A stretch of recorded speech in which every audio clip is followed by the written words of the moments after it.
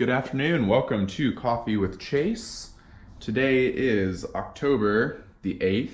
I filmed a Coffee with Chase earlier this morning and I sat down to edit it a little bit later, and I didn't screen record the shot and there was no recording from the GoPro. So this is take two.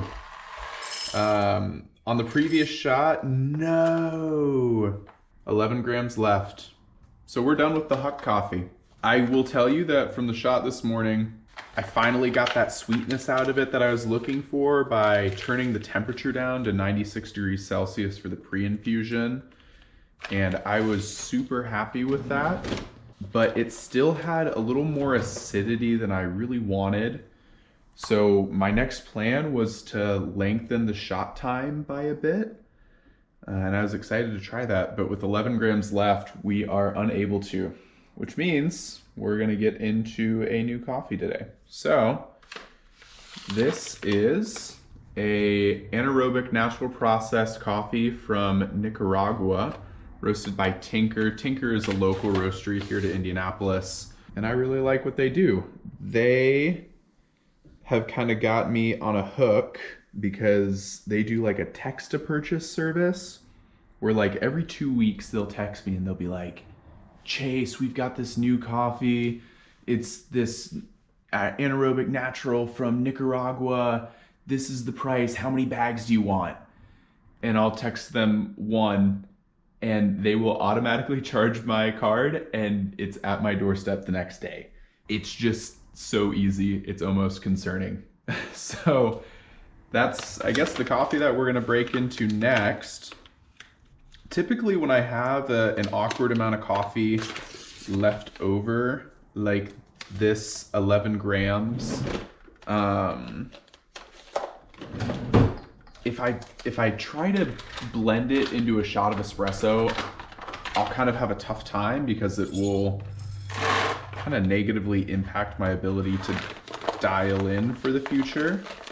But I don't mind blending it with like the next batch brew or pour over that I make. So I'm gonna save that for a pour over later. And we're gonna start in on a new coffee. First thing I'm looking at is, damn, these beans are huge. This is obviously like a lower elevation coffee. And I'm guessing they did like this crazy anaerobic process on it to try and give it some interesting flavor, since that lower elevation wasn't producing as much acidity in the coffee.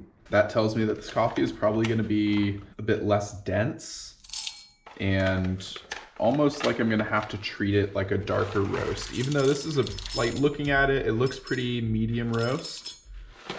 We will start with an 18 gram dose.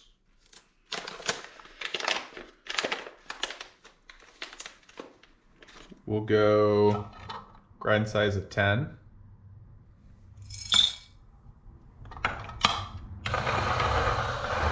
And I don't know what pressure profile to do with this coffee.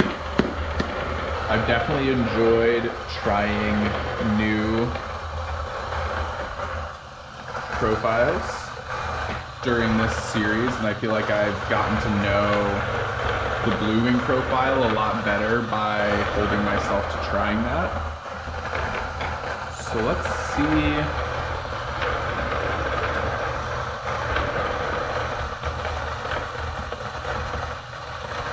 No presets.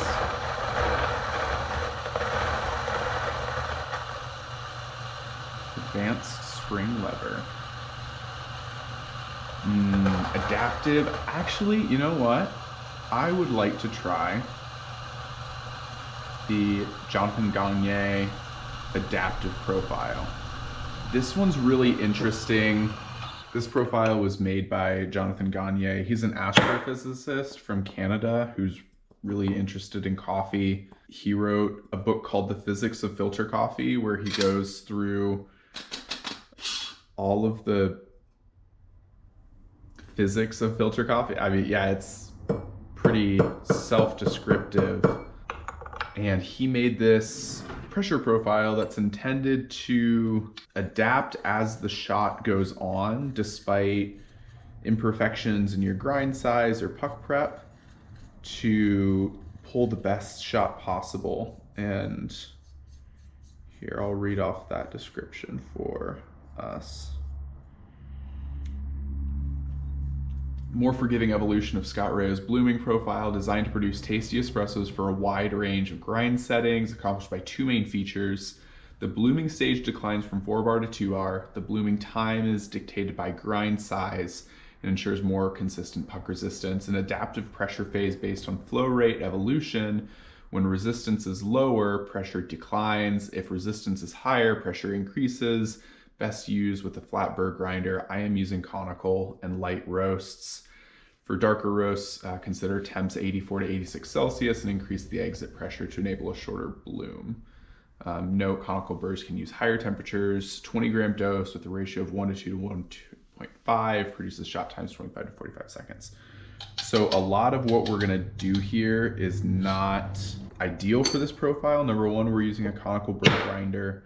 Number two, we're using a more medium roast. And number three, we're going with an 18-gram dose instead of a 20-gram dose. And you know what? What I'm just noticing here is 18 grams of this lower density coffee is too much for this portafilter. I wasn't able to depress my tamper as far as I would have liked to. And when I look at the amount of head space that I have between the coffee and the edge, when I lock this into the portafilter, it's going to be pressed right up against the shower screen, which is going to cause channeling. So for this coffee, I'm not going to be able to use 18-gram doses. I'm probably going to have to use 17-gram doses. So I'm going to pop that out, tear my scale, and then I'm going to scrape off a gram of coffee. So that's 0.5. 0.9,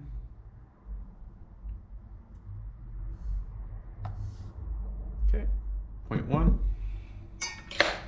And then now that I've made that big divot in the middle of my puck, I'm just gonna re-WDT and distribute.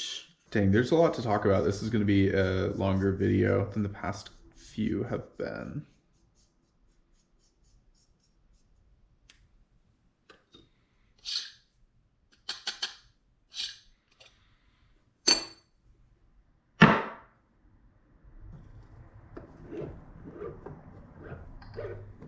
Yeah, that feels much better. That headspace looks a little better. I'm not as concerned now. Okay. So what you can see here, and I want you guys to see, is that, oh, this is not the right profile. Make sure that it picks the right one. See, why does it do this?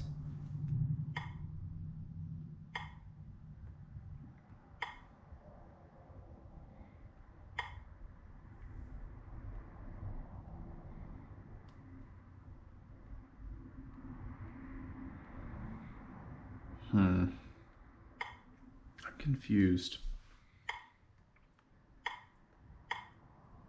There we go. That looks better. So what this profile is doing, as you guys can see, is after it pre-infuses, it is then scanning for how much flow the puck is accepting each time and giving an if-then. If flow is greater than 2.5 mils per second, then move on. And that allows it to be very adaptable to what the puck is allowing for based on grind size, puck prep, etc. So, okay, I'm gonna accept that profile, lock our portafilter in. We've got our weight out set for 36 grams, 1:2 ratio. Cup on the scale, and let's go ahead and hit brew.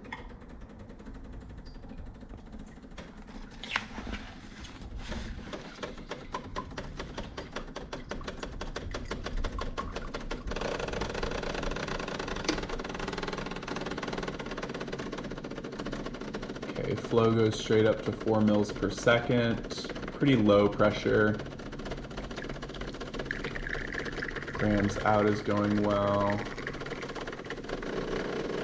Okay, pressure should be ramping up, but it didn't.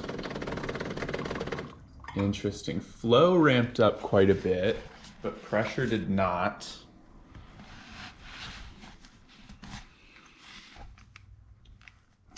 So if you look at this graph, there should have been a pretty significant ramp up in pressure here at about 15 seconds in the shot. This shot in total was only 17 seconds. So we're definitely gonna have to grind quite a bit finer for this pressure profile in coffee. The machine was never able to ramp up to like a 9 bar of pressure, right? We were at 1.5, we maxed out at like 3, maybe 3.5 bar of pressure, while still having flows in the 4 mils per second range. And when we ramped up over 3 bars, it skyrocketed to like 7 mils per second of flow. So we are definitely gonna have to grind finer for future shots. I expect this is gonna be really thin and sour, unpleasant, because it's not extracted well. It wasn't ground fine enough. We're just dissolving the most readily available flavor components from the coffee, and those are often sour and not very sweet. There's not enough time to extract the sweeter, rounder, better tasting parts of the coffee. So already you can see like this is super thin, visibly more like cup of drip coffee than the thickness of a real espresso. I'm not smelling a whole lot.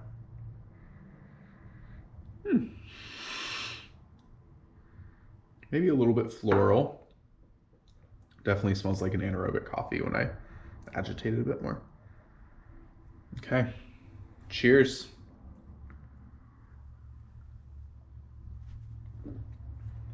Woo! All right. That was super sour, super strong. Very thin, not nearly enough sweetness. I was expecting that, but that was a lot. So for tomorrow, we're gonna grind finer. We're gonna try this pressure profile again and see what happens. But for now, we're gonna think on it and see what comes tomorrow. Thank you for joining me for Coffee with Chase, October 8th, the redo. See you tomorrow.